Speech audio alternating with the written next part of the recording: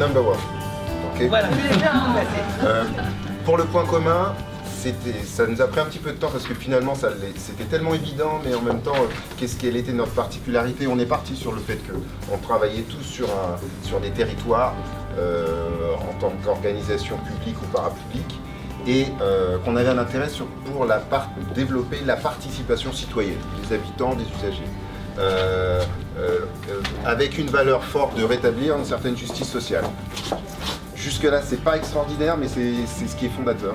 Il y a à la fois des valeurs partagées, puis il y a des expériences vécues aussi, à différents titres, que ce soit parfois aussi en milieu rural pour accéder à des établissements scolaires de qualité, ou du vécu en tant que parent d'élèves, ou voilà. Donc, à la fois cette valeur commune, justice sociale, par rapport à des logiques, voilà, et puis du vécu.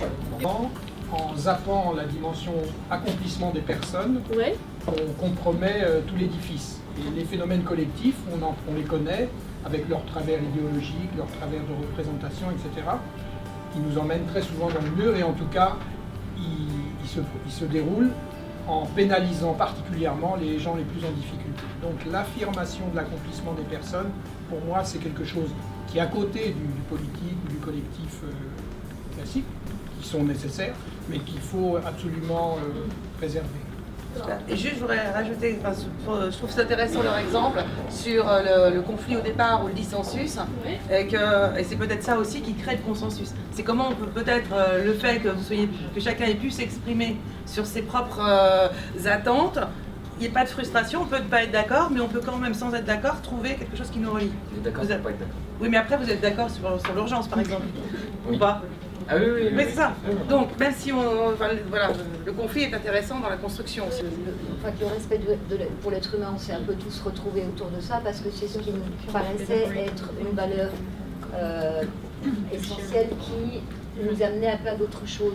Et moi je dirais, j'étais un petit peu plus loin en parlant du sentiment d'appartenance, développer le sentiment d'appartenance, parce que ça se perd.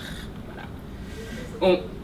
On a un petit peu débattu là-dessus, c'est-à-dire que le sentiment d'appartenance est grandissant dans des communautés à l'intérieur des quartiers, mais de manière générale, ça se perd. Moi, le point d'autonomie, c'est Q qu'il a proposé. Et en fait, par autonomie, il avait l'idée de rendre leur dignité aux gens et rendre leur autonomie à pouvoir agir, à pouvoir avoir une capacité d'action sur leur vie, mais également sur cette vie. Amener les citoyens à avoir un point de vue critique. Donc c'est vrai que Q a beaucoup apporté ce point-là par rapport à son action sur les violences domestiques. Donc vraiment, lui, un de ses objectifs en intervenant comme ça au sein de la famille, c'est vraiment amener les gens à avoir, les accompagner dans le fait d'avoir un point de vue critique, de aussi définir des objectifs, mais aussi qu'ils se responsabilisent chacun par rapport à leur place dans la famille. Sur leur intérêt à agir, leur propre montée en qualification si nécessaire pour faire porter la parole commune. Mais voilà, ce serait ça. Et le collectif, dans son fonctionnement, doit respecter l'individu.